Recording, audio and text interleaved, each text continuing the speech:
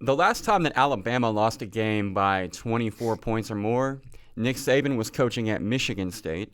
Dabo was actually a wide receivers coach at Alabama, of all places. Tua was 9 months old, and Trevor Lawrence not even born yet. I'm Colby, that's Bratke, and we're back with Bootleg.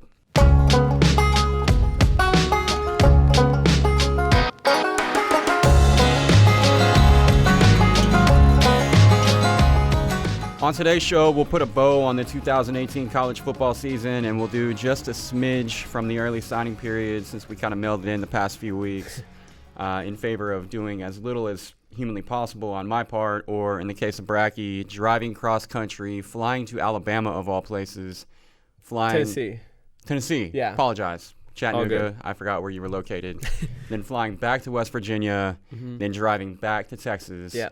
And I was a little worried that you would not survive, but you did. You're here. Yeah, it was every time we make that drive, build a little more character. I can imagine. And it's funny, on the way there, Olivia will always drive more than she does on the way back. Yeah, when we're on the way back, she just mails it in. Yeah. We got like an hour and 45 minutes down the road on the way back, and she always starts because she doesn't want to drive at night, so she'll start. Yep. Good strategy on her part, and by the way. She's like, I gotta go to the bathroom, but I'm also like really tired. Like, can you take over for a little bit? So then like I drove 3 hours, then she drove like 2 more, and then I literally drove from 9 p.m. to 6 a.m. and then she drove like the last hour and a half. But how were you? Okay, so at 2 a.m., whereabouts were you? Hang on here. Probably about an hour outside of Texarkana. Man. Yeah, so somewhere in Arkansas. Yeah, but not a fun part of Arkansas. No, you don't see much in the drive through Arkansas, especially at night. Psychologically, at that point, at 2 a.m.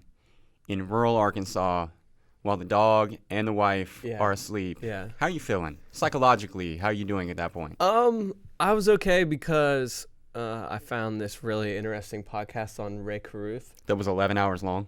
Well, it was like 8. It's like 8-hour-long episodes, so it was pretty long. But it was on Ray Carruth and that whole saga, so it was actually really interesting. And then we had started that earlier, so that kind of ended. And then I haven't listened to Serial, so I started Serial. So I found that stuff like that, like, it keeps you intrigued. Yeah, no question. And like, so it keeps the brain stimulated. Yep. And then every time we'd stop, I'd either get like coffee or an energy drink or something like that. So it really does. It takes like a good 48 hours to really like fully recover. Like, I just felt like a zombie. I know. You were not there for me in my time. I was not. I thought I would be much more refreshed than I was, and I felt awful. So Bratke was committed to watch the Cowboys game with me, and then I texted him at like 2 p.m. and I hadn't been to sleep yet. That was the problem. I know. See, that was why I texted you, because I was looking at your activity on Twitter and Instagram, and I was thinking, man, I bet he's not even been to sleep yet. I hadn't, and then I just kind of like, I slept the last hour and a half of the trip, so that was like the only sleep that I got from Waco to Austin. We had to stop in Waco and get gas, and then like when we got there, I kind of caught like a second wind, and we were unpacking everything, and it was daylight. Exactly. Yeah. And then finally, like, it just hit me all at once. Did you go Serial the most recent season, or did you go all the way back to season 1? All the way back to season 1. Okay, I've been through all 3 of them now. Okay. So I can tell you, season 2 is fascinating. Season 3 is probably my least favorite, but I used season 3 to get to Arkansas for my mother's birthday. So because Olivia was actually awake when I started Serial, and I think it intrigued her, so she stayed awake too.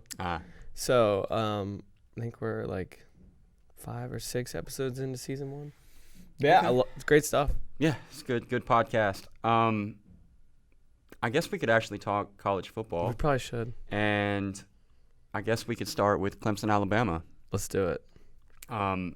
I don't want to belabor the point because everybody has already exhausted all of the available takes by now, but what Clemson did to Alabama on Monday night was pretty unreal. I mean, we talked about it before the game, and obviously we both thought Clemson had a chance to win, but winning by 1,000 or whatever the final was, like, didn't see that coming. No, not at all. That was, I even texted you one point during the game. I was like, this is shocking. Like, it was like, okay, you're waiting for Alabama to make the run. You're waiting for Alabama to make the run. And then Clemson just kept stopping them in the red zone and then scoring at will. Yeah, well, that was a crazy thing, too. Like, 13 minutes to go in the fourth quarter. Bama's down 44-16. They're down in the red zone trying to score, and Fowler's talking about it like they still have a chance. Yeah. Like they need to hurry, but they still have a chance. Yeah. I can't think of any other team. Right. Where at that point, any other team, the conversation would have just been basically celebrating Clemson. Mm-hmm. You know, I mean, trying to make any sort of interesting conversation about whatever you could think of to talk about. But everybody, I mean, myself included too. I couldn't fault him for it because I was even thinking like, okay, if they score here, they're only down by 3 scores. They get the ball back, whatever. Like, it wasn't until they put Hurts in that you were like, okay, they are conceding. Yeah. How did you feel about that? Because I almost felt bad for him that they put him in. Yeah, I probably would have kept Tua in because I would have wanted to go down swinging and like scoring as many points as possible. But like when you're throwing Jalen in there, like just like throwing him to the wolves, like yeah, it was. I mean, you're treating him like a garbage time quarterback too. Like you've already kind of, yeah, you know. No, I mean, totally agree. I don't know. Just kind of throwing him out there and hoping. I don't know. Maybe they thought it was being respectful to him, like giving him a chance. Well, Twitter was split. Like I saw tweets before Jalen went in from people that were like, "Yo, you need to let Jalen play now, like just last run with Alabama." Then there were others, myself included, that were like, I don't know, just felt kind of disrespectful to Jalen. Yeah, if I was Alabama, I just would have kept Tua in because I felt like he gave me the best chance to score, and I would have tried to make the score as respectable as possible. Yeah, well, they failed in that. Yes, endeavor. they did. Worst loss for Alabama since the 1998 Music City Bowl, a 38-7 loss to Virginia Tech. Oof. That Alabama is not this Alabama. So I do think the scarier part for all of college football, though, is the fact that now it's not just Alabama and everybody else. Now there are 2 juggernauts. Now it's Alabama and Clemson, and then everybody else. Bona fide juggernauts atop the college football world, and both of them are crazy young. I mean, you got Trevor Lawrence and Justin Ross, who owned Alabama last night, both freshmen, true freshmen. Tua, Travis Etienne, Jerry Jeudy, Henry Ruggs, all sophomores. Jalen Waddle, Pat Surtain Jr., both freshmen. And you could go on forever. I mean, there's sophomores and freshmen all over the field for both of these teams that were already head and shoulders above the rest of college football. How much better are they both going to be next year? Yeah, looking at some way too early top 25 list. I hate those, by the way. I know. Clemson returns 8 starters on offense and 8 on defense, and Alabama returns 8 on offense and 9 on defense. So we could be looking at a 5th game between the 2 next year. Well, pump the brakes, man, because Oklahoma's got 10 guys back on defense. And a new defensive coordinator. Okay. I mean, is there anything? I feel like there's not much else to really say about it. Clemson dominated. It was crazy. Right. Very young. It was very unexpected, but I mean, these 2 teams are now what? They're both 54 and 2. 55 and 4. Okay. With two national titles the last each. 4 years. It's incredible. They're identical. Yeah, it's incredible. How much farther can Dabo take the little old Clemson thing? Because he loves to downplay Clemson and act like it's still David versus Goliath. He did that leading up to the game, and it kind of made some sense. I think it's done now. It's got to be, right? Like you're not little old Clemson. You've slayed Goliath twice now. Yeah, I mean, like I said, there are now 2 Goliaths. There's not. It's not Alabama and everybody else anymore. Yeah. No, I totally agree. Now 2-1 against Saban in national title games. Yeah, I knew you were gonna. They're 2-2. Last year was semifinal. I know, I get it. It still counts. I'm just saying. I know, you're right. I'm just saying. Yep, 2-1. Dabo's got his number. I guess we could look ahead to next year, and that means looking back at what happened over the early signing period. There was some player movement, not just related to guys that signed with new programs, but also some transfers that were involved. Alabama lost the national championship, but they're winning signing day. Number 1 overall class right now, according to 24/7, and they got most notably the top running back in the country, Trey Sanders out of IMG, and beat out programs like Georgia and Oklahoma for the kid because their backfield depth usually is lacking. Yeah, so they really needed to add the number 1 running back in the country to the mix because they didn't have enough there. Daxton Hill flipped from Michigan to Alabama, and then 2 weeks later, without any warning, he signs with Michigan. That one was pretty surprising because it was like I'm looking at the tweet now, 7:18 a.m. Like everyone's like just like waking up, like getting ready for the day, and then Michigan's like, boom, Dax Hill, he signed. I wonder if they knew what he was going to do. Yeah. I wonder if because that's very, I don't know Daxton. I've been around him a little bit at some different things, but he's just very quiet and very like understated. He doesn't necessarily enjoy the spotlight. You can't really get him to be vocal and give you, fun responses to questions or whatever. He just is very business and very quiet, which I admire. But in this situation, he was definitely like covert ops about the signing. He wasn't, a lot of guys want to celebrate that. Yeah. And he was just like, here's a 7 a.m. tweet. See you later. I have to bring it up. Arkansas has what will be the best signing class in school history. It's incredible, man, for what they did on the field last year. Yeah, you go 2 and whatever, 2 and 10. To go out, to be able to go out there and sell your program to all these, impressionable young kids and tell them, hey, you can come here and win, and then believe in you. It's pretty incredible. Yeah, obviously I've been a Chad Morris fan. I admire the guy, but I'm not 18 years old. I'm not 17 years old. I don't know. I'm fascinated by the selling job that is taking place at Arkansas, because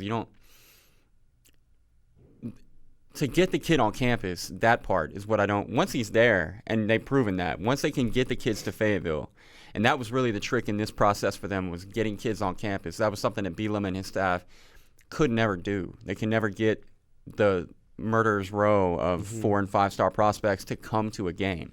Arkansas had by far the best prospects on campus during this season. Now, they are always there watching a loss, so that's kind of a bummer, because you spend the weekend there, you kind of fill in the program a little bit, and then they get waxed by Missouri or whoever.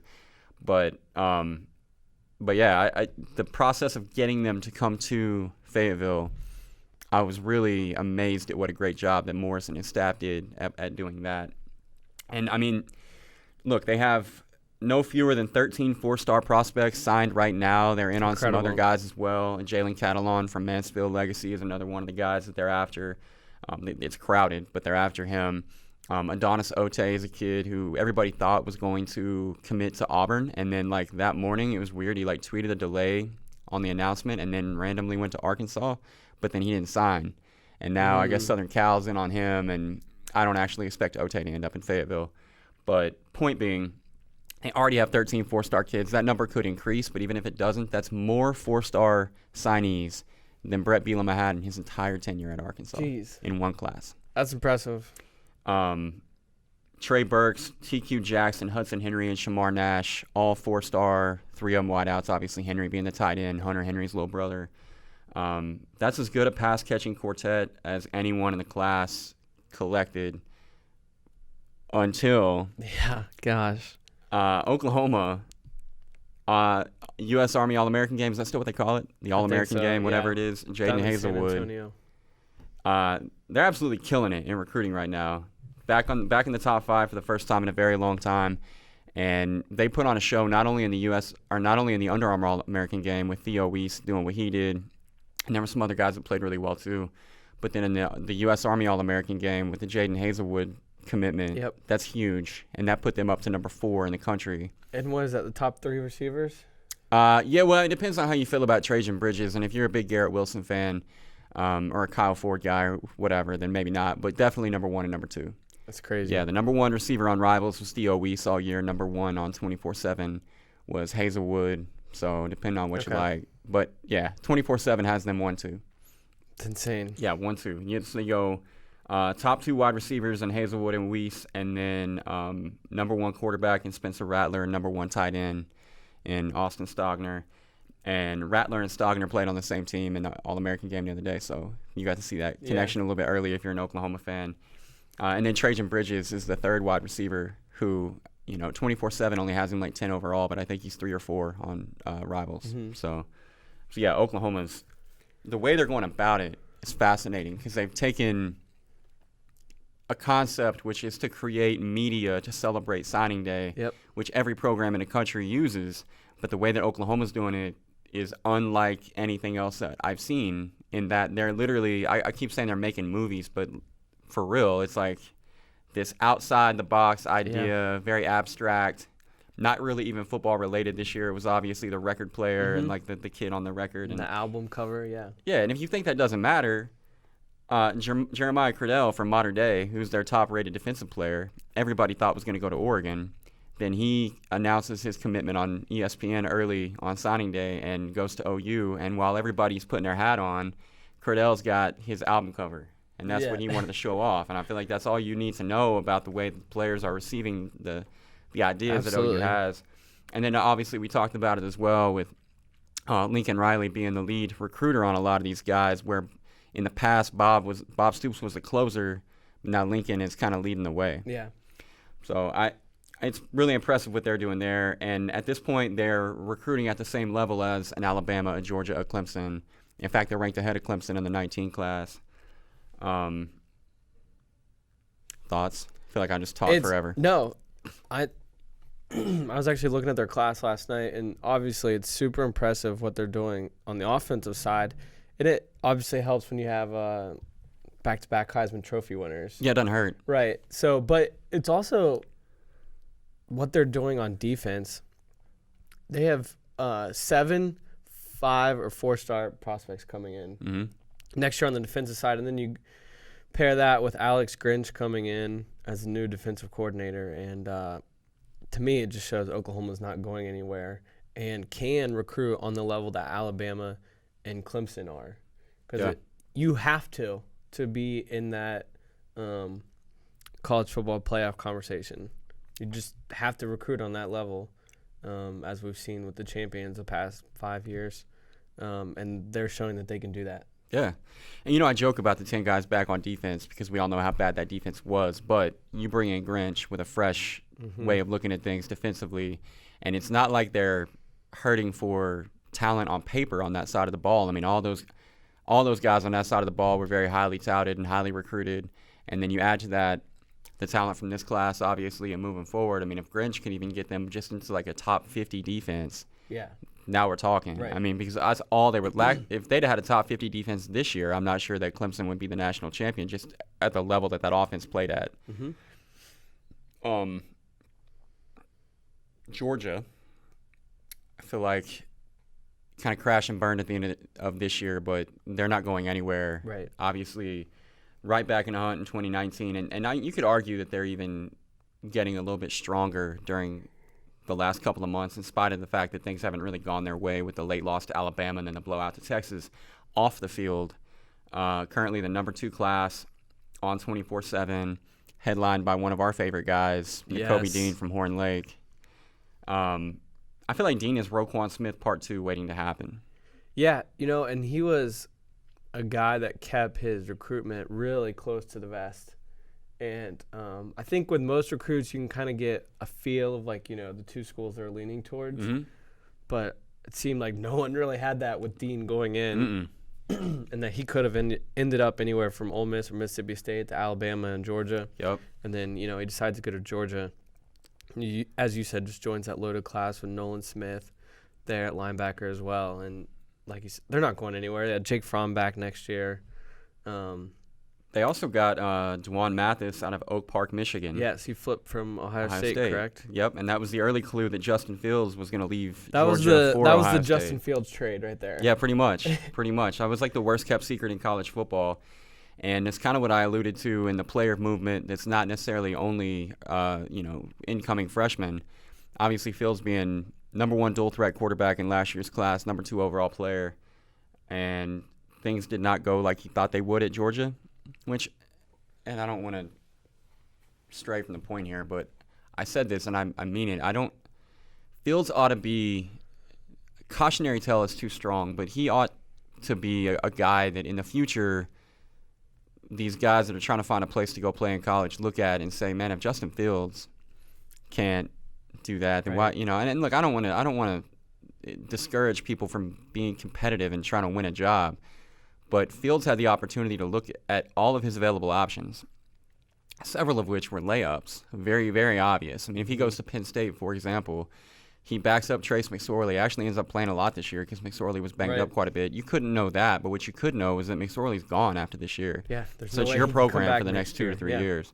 At Georgia, Fromm, as a freshman, just took the job away from another 5-star kid in Eason.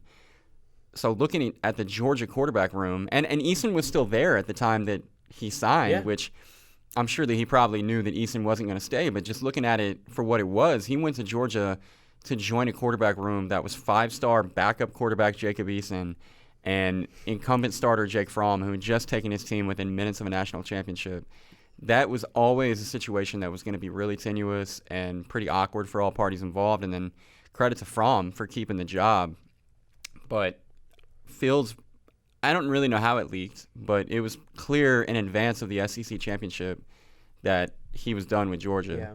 And the Dwan Mathis to Georgia from Ohio State was kind of the first clue. They actually asked Tate Martel prior to the Rose Bowl how he felt about Justin Fields going to Ohio State. And I can't decide if I love him or hate him because he has like this irrational confidence that doesn't even necessarily make any sense. And his response was kind of muddled version of, I'm not afraid of any guy that comes in from any other school as a transfer because you can't learn Ryan Day's system in anything less than a year. And I'm like, just because you couldn't learn the system doesn't mean that no one else can learn the system. And I don't know. I mean, I don't know what else he was supposed to say, but I watched the interview and just kind of cringed and laughed at the same time. And Fields, I'm sure, watched the interview, and his response was to pack his bags, head to Columbus, enroll in classes, and then follow Tate's sister on Instagram. Oh, man. What a savage. He doesn't even follow Tate. Now, I don't – what – Tate, just stop talking. He did, like you were talking about his irrational confidence. After the national championship game last year, he tweeted, I will lead Ohio State to the playoff next year, and that will be us winning the national title. I'll never forget it. And then he couldn't even win the starting job. No. If Joey Burrow had stayed there, he would have been third string. Yeah. Yeah, I don't know. I don't know much about Tate Martell, the player, but obviously Ryan Day's not sold on him, or he wouldn't have been going after Justin Fields. Right. It's not like Ryan Day was just dying to have a quarterback controversy immediately upon taking the job. And obviously Fields still has to get eligible, but I would imagine that waiver will be approved by the NCAA. Yep.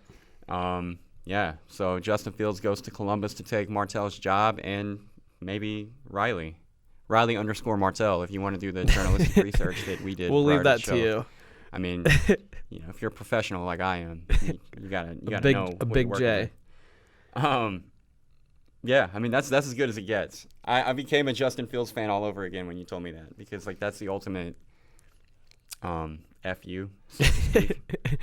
Yeah, it'll be interesting to see what happens there. A lot of people predicting Martel will go ahead and leave town. I want to go on record. I have a theory. Okay, let's hear it. I think that Tate Martell will leave Columbus and transfer to Arizona.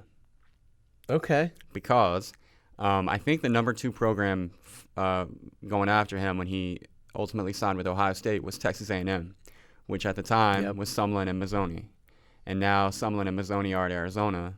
Okay. And he's from Las Vegas, so it's local-ish, and it's a coaching staff he's familiar with and one that obviously admired his talents. And if he's not afraid of Justin freaking Fields, he's not going to be afraid of Grant Gunnell. So that's my prediction. Tate Martell to Arizona. It makes a lot of sense. I too think we will see him leave Columbus. I would be surprised if he stayed. What a shot to the ego when he doesn't win that job. Yeah. You suffered a loss in the family during the break. Thoughts and prayers to you and yours for the departure of your best friend Dana Holgerson, who left West Virginia for Houston, replaced by Troy's Neil Brown. And you wrote an excellent article that is now up on FloFootball.com. Please share your thoughts. So after the Camping World Bowl ended, started hearing rumors just from like family and friends that Dana was flirting with Houston and that he didn't come back with the team. And I was like, well, I don't understand the Houston thing whatsoever. But then come to find out he didn't travel back with the team, and that apparently Shane Lyons, the West Virginia athletic director, and Dana had been in talks about an extension or a raise, and they'd like kind of come to a soft agreement. And then I think Houston talked to Dana, and Dana took that back to Lyons, trying to get – he wanted like a 5-year deal, like long-term money. 5 years. $20 million. Isn't that the deal Houston made him? Yes, it is. I'm not sure if it was that much, but I know he wanted like 4 or 5 years. And Shane pretty much told him no. Like, he saw the writing on the wall, what was coming next year. Mm-hmm. And I think Shane did not hire Dana. And it's been no secret that those two have not always seen eye to eye. And I think he saw it as a perfect time to get his fresh start and get the football coach he wanted there, pick his coach. Sure. So it makes a lot of sense with Dana leaving. It was kind of like the right time, I guess you would say. And if you're Dana, it's hard to pass up what Houston was offering. The money, he's getting a raise. You can say he's taking a step down. Well, he's getting a raise. He gets to go back to a city that he really likes and enjoys and has been a coach there before.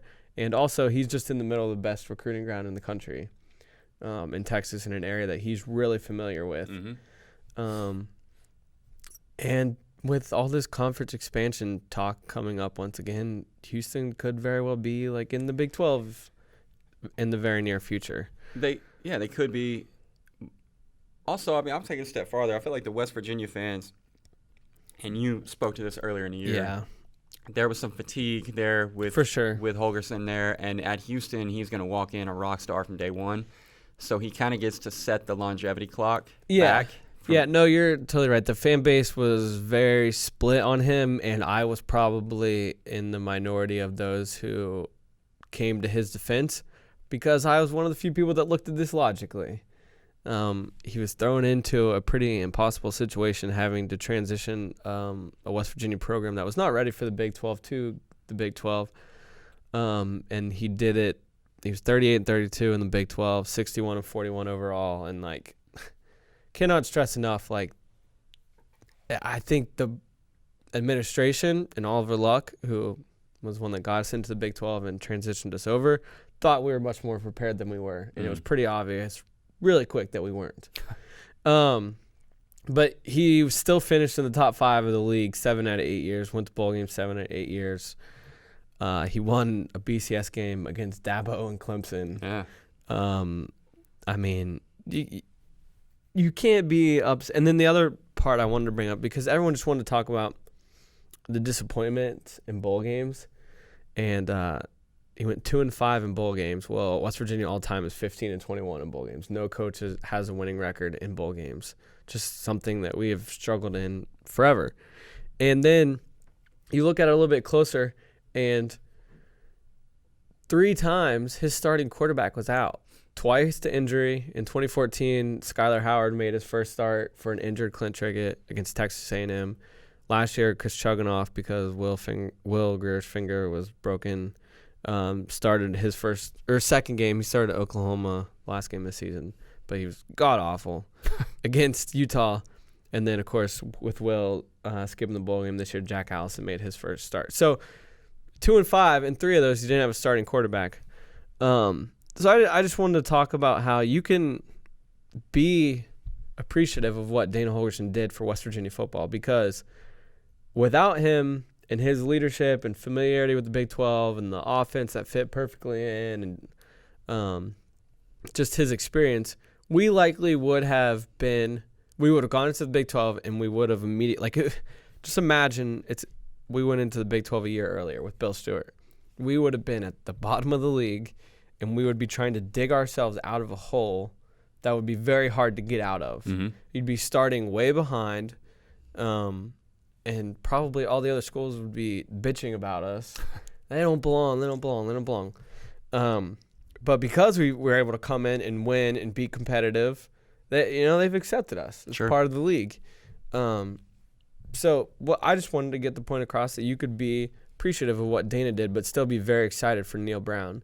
I know at first when you asked me, I wasn't that excited about Neil Brown. No, he was number 5 on your list of 5 guys. Well, I had Mike Leach and Lane Kiffin, guys that were not in the running at all, apparently. Lions made it pretty clear that he wanted Neil Brown. Yeah. And they interviewed Luke Fickell and Tony Gibson, the defense coordinator, just as a thanks interview. I don't know, thanks for all you've done for West Virginia, I guess. But he made it his mission to get Neil Brown, and they did. And ever since I started like reading more and more on it, I'm really excited. He's kind of the opposite of Holgerson. Holgerson, you could argue things have gotten a little stale. I know, like, he didn't like to get out there and smooth with boosters and just, like, you know, go to all the fundraising things and this and that. But Brown will do that. He's going to go out in the community. He's going to talk to everybody. He's really high energy. He's a people person, super genuine. So it's gonna be a different vibe around the program, but I'm really excited. He was 31-8 his last 3 years at Troy, Power 5 wins at LSU and Nebraska, and I think recruiting's kind of an unknown just because it's Troy, and like you're really not gonna. There's limitations on how well you can do at Troy. Sure. But I mean, he's hit the ground running. He's bringing 4 or 5 guys over from Troy with him. And they're already offering kids. And I don't know why, but Holgerson did not make in-state recruiting a priority. I know there's not a lot of talent in West Virginia, but there's currently a 4- and 5-star offensive lineman that literally got no attention from West Virginia whatsoever. And now that Neil Brown is there, he's already talking to them and trying to get them on campus for visits, and they're willing to listen and are receptive to it. So it will be interesting, but I'm really excited. August 31st can't get here soon enough. James Madison, you're screwed. Back in. No, I am back in. I was all out, and then we the video Houston put out announcing Holgerson, it was so savage. It was him holding the Red Bull, and he said, "Y'all want to go win some games? Let's go win some games," which is what he said right before West Virginia went for 2. Against Texas, and it didn't really hit me like how weird and strange it would be because I knew he was gone. Yeah. You know, everyone knew for like 3 or 4 days. Houston was just waiting till New Year's Day because his buyout dropped $1 million on New Year's, so they were just waiting. And I knew he was gone, but it didn't like register with you how weird it would be until you saw that, and it was just like a punch to the gut. The Red Bull really put it over the top, right? It's like, oh man, what is happening? And but then West Virginia put out this badass video, and it was like, all right, I'm back in. Yeah. Let's go. Yeah. I learned from that Holgerson video that Houston has a hand sign that I didn't know they had a hand sign. Yeah, this is great. Yes. So you were telling me that it's what is it supposed to be? A cougar without a finger? Right. So this is what it looks like. And Holgerson kept doing it. I kept seeing him doing it. I didn't know what it meant. And I was like, I remember like when I was like doing it with my hands when I first saw him do it. And I was like, is this an H? Like, what is this supposed to be? So actually this like Bob Huggins parody account like looked up the meaning to it. And I've got it here somewhere. But essentially the University of Texas. Who? Yeah, the University of Texas. I swear to you. Okay, the Cougar hand sign. The hand sign is made by folding the ring finger of the right hand toward the palm of the hand. Its origins date back to 1953 when Shasta, which is their Cougar, Shasta 1 lost a toe in a cage door. University of Texas fans mocked the Cougars' injury by making the hand sign, and UH quickly reclaimed it as a symbol of pride. So you mean to tell me that Texas mocked another school's hand sign? I mean to tell you that Texas, who will cry if you do horns down, started this hand sign. And they were making fun of an animal. An animal that lost a finger. Right. And they love Bevo. Can you imagine if a team made fun of Bevo? Well, you know, they have displayed a great deal of insensitivity toward any animal other than Bevo, because Bevo tried to kill Uga the other day. That was messed up. That everyone was like, oh my God, Bevo set the tone. Bevo, that was like Bevo not putting up with anything. Like, Bevo tried to kill a dog. Yeah. And he hurt people. There's people with like scratches all over their backs, and we're just gonna act like that's okay. No, he should be put down. We should eat Bevo.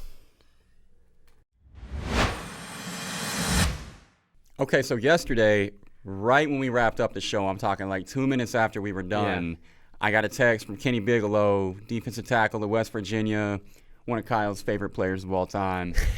And Kenny, so I was trying to get Kenny on the show. Busy guy, but obviously right when we're done, as luck would have it, he's available. So he was kind enough to push it back a day. We got him in today. So right now, we're going to go to that interview with the one and the only Kenny Bigelow.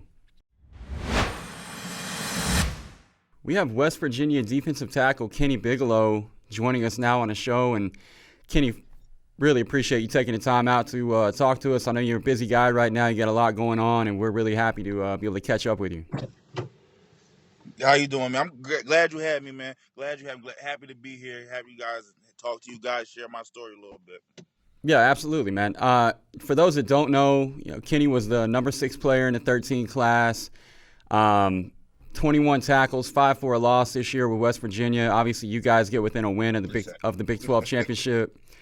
It may not have ended the way you wanted it to, but plenty of highlights, both individually and for the team. How would you characterize your time in Morgantown and the 2018 season as a whole? My time in Morgantown was well spent, I must say. Great atmosphere, great people down there. They really took me and really just embraced me as a whole.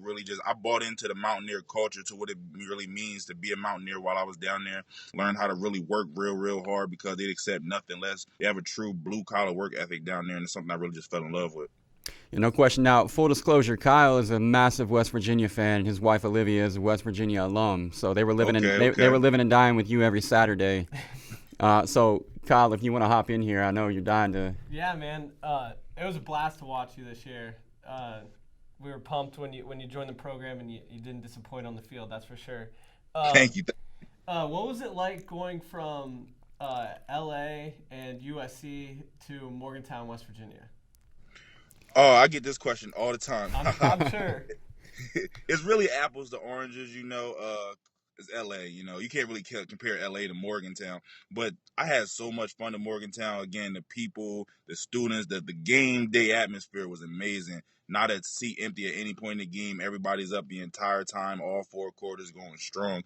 That's something I really love. The fans, like you said, they lived and died with us every Saturday. They were into it from kickoff to the triple zeros.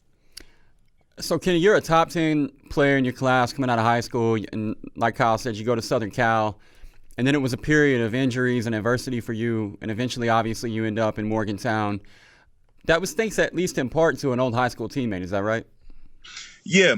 At the very least, I absolutely say that David helped me make my way to those country roads. Yes, sir. So it was David Sills? Yeah, during my time at USC, like you said, the injuries and all the adversity is well documented, but I had my guys, the same guys I graduated high school with. We got a group chat. We're always talking. Everybody got some guys in the league in that group chat right now, some other guys doing well in business. So everybody's pretty successful. So, everybody's always encouraging each other to do what's best. Me and David get to talking. He's like, so what are you going to do? I'm like, honestly, I don't know, but I know I want to give it another shot. And he said, listen, coach has been talking to me. They're interested. They really want to get you down here. Got down there, watched the practice, watched the work, and I was like, yeah, I can absolutely see myself here, and the rest is history. And how'd that play out? Because I read a story about October 2017. You were actually contemplating retirement, and then the NCAA gave you that extra year, and then you end up at West Virginia. But how did all that play out? So going through the season at USC, it's not going the way I wanted to. I'm not getting the reps I want to. And, I see these young guys coming along. They great young talent at USC. They're always going to recruit top talent there. So I understand what happened, older guys, some injuries, so you kind of just got to I got caught in the shuffle, basically, and I wasn't happy with that. I knew I could play. I knew I could contribute to a team. And I, just went and talked to Coach Helton, like, listen, like, if I'm just going to be a practice body for you, like, I can't do that anymore, I have been through the injuries. I've been through it all. I'm a senior, I was like, I don't want to go out like this. And, we mutually agreed that, like, hey, this you want to do, let's move on. They wanted me to stay and fill like coaching position, become sort of a GA. I thought about it. I tried it for a little bit. But once I was granted that 6-year eligibility, I knew I had to take it. Sure. One of the things that I loved watching, or why I loved watching this year, is you played with a lot of passion and energy, and it seemed like the defense kind of fed with that. Now, the first play of the year, you kind of blew up the Tennessee quarterback, and then you broke out the celebration. You stick your finger up in the air, and it looks like you're like twirling a little bit. Yeah, like that. What's the story behind that? Oh, man. So during camp, it was one of those dog days in camp, man. The offense was the offense was getting after us that day, you know, and we really needed the big plays. One of our last team periods of the day. It was a live situation, you know. I'm talking to the guys, let's go, let's make a play right here, you know, and almost similar to what happened in Tennessee, you know, center goes one way and I burst through the line. I made a nice tackle in the backfield on one of our running backs and got up and I said, let's do it. That's it. That's a wrap. Wrap it up. And everybody just went crazy. I love it. What was, you know, the coaching change at West Virginia just went down, but what was it like getting to know and play for Dana Holgerson? Coach Dana, I can't say enough good things about him. He's a great guy. He's a player's coach, but at the same time, he's going to work you. He's going to get his work no matter what, you know. Like, he understands it's a grind. He understands about your body and all that kind of stuff. But at the end of the day, he wants you to work. And if you give him that respect and that 100% effort, he's going to take care of you. Seemed like you two really clicked and had a good relationship. And there was a moment in this is Kyle's favorite story, by the way. The Texas Tech game where you were kind of down and, you know, he went out to check on you and next thing you know, you just see him laughing. You want to walk us through what that conversation was like? Oh, yeah, Texas Tech, that was a really, really nice day down there. I want to say it was like high, mid-80s, mid-80 day down there. Somewhere around the third quarter, you know, they got that high-tempo offense. They're going. And, like, that play, I was trying to get back to the line of scrimmage, and I felt my whole leg just start tightening up on me, so I just went down. And coach thought it might have been my knee. He goes, "Are you all right?" I said, "Yeah, man, I'm just fat." he started bagging up. Oh, that's hilarious, man. And then the other thing I wanted to ask you about, I was actually in Stillwater at the Oklahoma State game. And I remember you and Taylor Cornelius, you kind of got face to face there for a second. What was that conversation like? Oh man, again, like you said, I put a lot of energy, a lot of passion. Like I ride or die for anybody on my team with me. And one of our linebackers, he just got a shoulder stinger making on the previous play, so he was trying to rush off the field. I'm like, nah, man, go down, let them come to you. And so he goes back down, and quarterback somewhere just start jawing off, saying some real, you know, unsportsmanlike things. And so I just turned to him, and you know, we exchanged some words. Just to that was just like, hey, listen, man, my backer on the ground right now, he can't do nothing, but I'm right here. What's up? Let's talk about it. I love it. Okay, so Kenny, you're going to take part in the Spiral Tropical Bowl coming up on Sunday, which can be seen live on FloFootball ahead of the NFL playoffs. Obviously, you have some NFL aspirations of your own at this point. So what do you hope to get out of the week in Daytona Beach, and what can you prove or affirm about yourself during your few days out there? I want to go out there and show them that I'm healthy. I want to go out there and show them I'm explosive and I can play on Sundays. I want to go out there and show them that I'm going to be the best player on that field regardless of who else is out there. I want them to solidify my place and let everybody know that Kenny Bigelow is healthy and he's back to be everything you thought he would be. The last thing that I would like to request that you do, just because I want the brownie points, is could you tell Olivia Bratke hello? I will. How you doing, Olivia? It's Kenny Bigelow right here. You're going to make her day. No question. She was a big fan this year. All right. No, hey, Kenny, I appreciate your time very much, man. Best of luck in the Tropical Bowl. We'll be cheering for you there. We'll be cheering for you next year on Sundays, man. We have the Tropical Bowl coming up on FloFootball this weekend. Last but not least, it'll air live on FloFootball.com and on the Flo Sports app for the second year in a row. And for those of you who don't know, it is a college senior all-star game that features a pretty impressive lineup of players who are on the fringe of the NFL draft, looking to play their way onto some pro rosters. Last year, the game was headlined by, among others, former LSU Tiger and current New England Patriot Danny Etling. Mm-hmm. And quarterbacks in particular are intriguing once again this year. I ask you to compile a list of players that stand out or that you were intrigued by. Did you do your homework? Kinda. Malik Rozier is very interesting to me. Yeah, I think that's easy pickings there, I guess. Broke Miami's single-season record for touchdowns and was a major story a year ago. Yes. Kind of a rough year this year. Yes. It would just be interesting to see how he responds after a tough year. I'm going to say this guy, Devlin Hodges, because I was pretty critical of him on the show. Hey, be cool about Devlin. Back at the beginning of the year. I am. Okay, all right. And you informed me that he broke many records. He is the all-time FCS passing leader, 3-time Southern Conference Player of the Year. Listen, I watched him play one game, okay? And it happened to be against Florida State. Mm-hmm. And that was not his best game. I'll just say that. You're right. That's fair to say. It was not his best game. They were in the driver's seat of that game, and just some poor decisions. Mm-hmm. And Florida State was able to win the game, and I really wanted them to beat Florida State. I just thought it would be hilarious if Florida State lost to them. Sanford, right? Uh-huh. Yep. So I will be much nicer to him, and I'm actually excited to watch him play. And Agreed. Then the other guy, my man, Vinny Espinoza. That is your man. When we had the SCS Bowl back in December, Mm-hmm. he balled out. He did. Balled out so much that he got a roster spot in this game, which Mm-hmm. is supposed to be for FBS players. But he was incredible.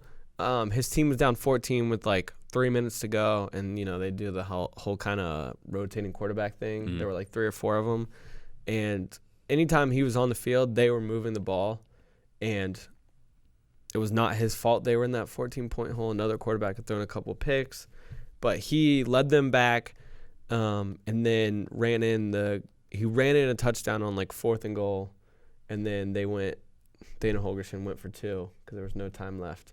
Dana was there? Yeah. Wow. He said, "You want to go win some games? Let's go win some games." And then Vinny Espinoza's like, "Coach, I got this." And he ran it in with no time on the clock. He was awesome. So I'm excited to see how he did. You mentioned to me that a couple years ago, Kenny Moore, who's now starting corner for the Colts, he did that, played in the FCS game. Yep. He balled out. Yep. They brought him up. Yep. Got promoted. Yeah. And then he just had a sack and an interception in wild card weekend for the Colts. Yeah. Not the best motivational speaker, but an outstanding corner. And then just because I'm a complete homer, but Kenny Bigelow, my dude, former 5-star recruit, went to USC, grad transfer to West Virginia this year, and was awesome. The first play of the year, he absolutely leveled the Tennessee quarterback, and it just kind of set the tone, and it was awesome. And he had this celebration. He would just he would stand up, and he would just go like this with his hand. That's it. And just spin his hand like this. What does that mean? I don't know, but it was cool. And anytime he did anything, he'd just be like. We have to ask Kenny what that means. And then he also delivered one of the best moments of the year. I think it was the Texas Tech game. He was hurt. The trainers came out, and then a lot of times coaches would go check on the guys. Mm-hmm. And Holgerson walked out on the field, and you see him just bust out. Holgerson just bust out laughing and walk back to the sideline. So in his weekly coaches show, after a couple days after the game, they asked Holgerson what had happened to make him laugh, and Holgerson said he looked down and he's like, "Kenny, what's wrong?" And he said, "Coach, I'm fat." He just said, "Coach, I'm fat." So he's got big personality, and he was great this year. So second team all Big 12. Yeah, so it'd be really interesting to see how he does against some top level competition. What about you? Well, I got some dark horses for you. Jim Jones from Kent State, first team All-MAC. 6'2", 228, kind of a sideline-to-sideline playmaking linebacker. I feel like he's got a chance to play his way into the league. Tommy Dennis at Penn, he's an offensive tackle, 6'5", 305. First team All-FCS, first team FCS All-American. AP, Hero, Stats, AFCA, everybody had him as their first team tackle. Okay. And obviously he's a genius boy at Penn. Seriously. So I think, a guy like Tommy Dennis is the perfect type of player to be in a game like this and put yourself on the radar and potentially find yourself into the last couple of days of the draft. And then lastly, Scott Miller from Bowling Green was a wide receiver who had 0 offers from FBS programs until Bowling Green offered him, and they gave him a whole 24 hours to commit. So he did, obviously, ultimately commit to Bowling Green, had an outstanding career there, track guy, extremely fast, and, a guy who I feel like is a prime candidate to fill one of those slot receiver roles for a team in the NFL, like potentially the New England Patriots. Just Why? Well, just I feel like he just has the appearance of a Patriot wide receiver. Just looks like He just looks like looks the part. Yeah, looks like a Okay. guy that would wear that uniform well. I think I'm picking up what you're putting down. Okay, a comp for him might be like I don't know, like a Julian Edelman / Danny Amendola / Wes Welker Okay. Yeah. type of guy, but Yep. faster though. Yeah. But a lot of grit Right. and Just coach's kid, coach's kid. gym rat. Yes, real cerebral. Yeah, I feel like that's a role Scott Miller Gotcha. could fill. So keep your eye out for him. And Miller will be playing. The quarterbacks are not, in my opinion, and look, it'll go the opposite direction just because I'm saying this, but the national team quarterbacks are Hodges, Rozier, and Just Espinoza. thinking the same thing. And, I mean, with all due respect to Tanner Mangum, I'm going to have to lean national team For sure. on that quarterback room. And so I feel like Miller's going to have an opportunity to make some Yeah, plays. you go Thomas Linta from Wagner College, Tanner Mangum, and then Gus Ragland, who I did see play at Miami. He actually balled out against Ohio. Okay, well, go Gus. But Maybe the Gus bus will take him to victory. yeah, and then Mangum, man, remember when he threw that Hail Mary against Nebraska? How could I forget? That was crazy. It was. So it's going to be a lot of fun. I'm excited. Sunday, 10 a.m. Eastern. Get you some football in before the divisional games. Before the NFL playoffs start. I think we've talked about it. I think that's the plan. Yeah. Start time might seem weird, but At first, I was like, that's really weird. And Colby's like, well, he's trying to do it to help you out here. Yeah, absolutely. So wake up, coffee, Tropical Bowl. That's right. We also have the National Gridiron League coming to FloFootball in a couple of months-ish. And once that begins, we'll start to cover that a little bit more extensively on this show. Aside from that, though, we're kind of heading into the off season, so I don't know, man. I mean, do you want to commit to doing this bi-weekly? You want to commit to doing it daily, weekly? What are you thinking? Maybe bi-weekly. That's what I was thinking. Yeah, we Yeah. kind of like just hit on, because as we all know, college football never stops. Ever. Something is always going on. Spring football is right around the corner. It sure is. The Quarterback competitions. Second National Signing Day is approaching. Yep. First week of February, and there's always going to be shakeups there. There's still plenty of really good prospects that have not signed. Yeah. So yeah, I think bi-weekly would be a nice little until maybe like late summer, Yeah. and we hit it back. Before you know it, it'll be July, and we'll be going to media days and the opening. I'm and all really that type of excited to stuff go that's going, to media days this year. yeah, for sure. I thought it would be to meet my best friend Dana Holgerson. Maybe we can go to American There we go. media Yeah, days. yeah. I don't know where those are, but we'll find out. Yeah, we're gonna find out. Or But- hey, you know what? Now your best friend's local. We can just road trip down to Houston and That's knock on true. the door. But now I get a chance to meet my other best friend. That's right. Brown. Your new best friend. Yeah. How about this?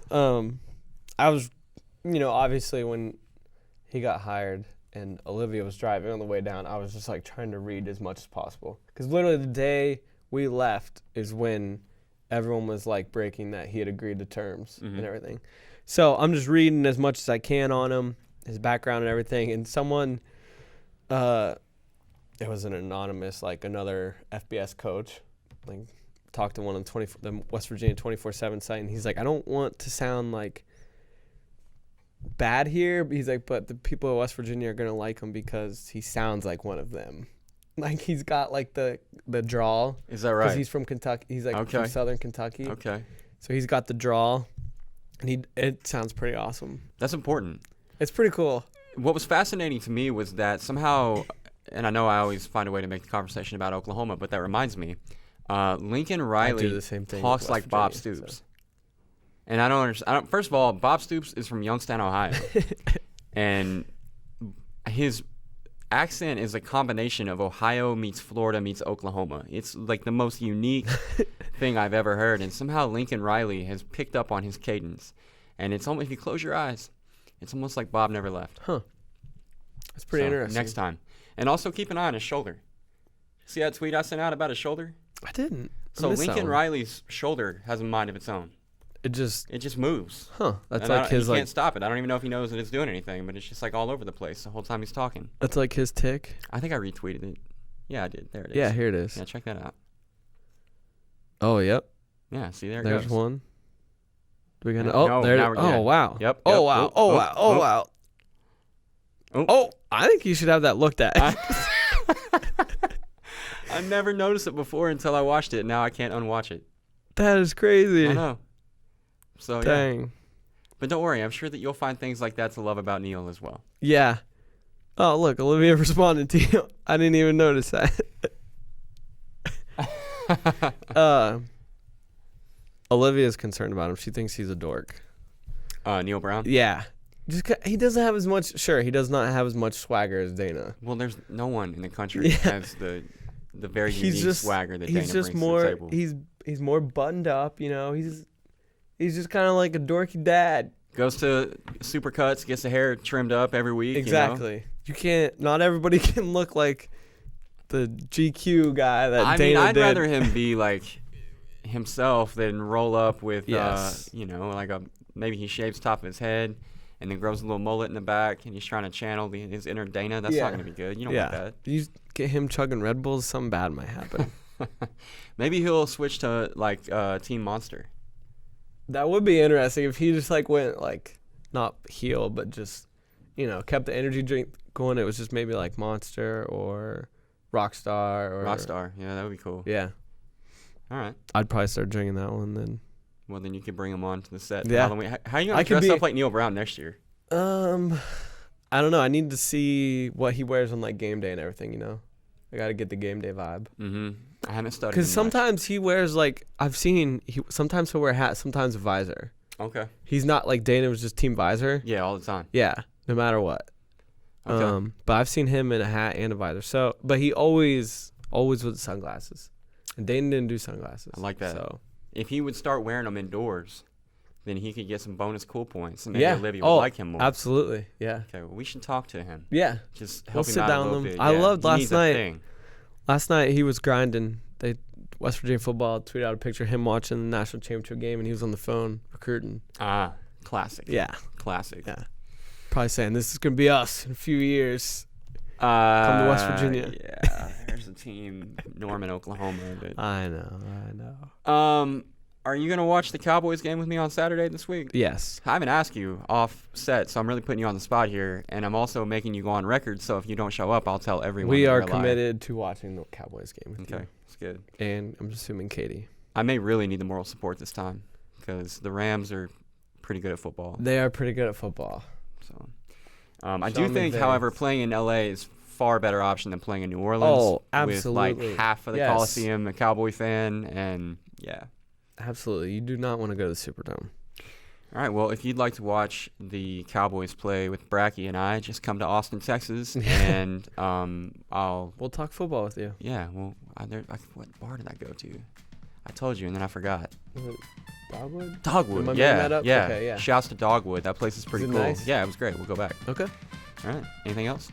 That's all for me. I'm glad we're back and ready for an even bigger 2019. No question. Yeah, new year, new me, dude. That's It's gonna right. be awesome. All right, so yeah, like, review, do what Subscribe. things, retweets and all the Leave us things. some and ratings. Tell your pals, and don't forget that the key to running the bootleg Is doing it naked.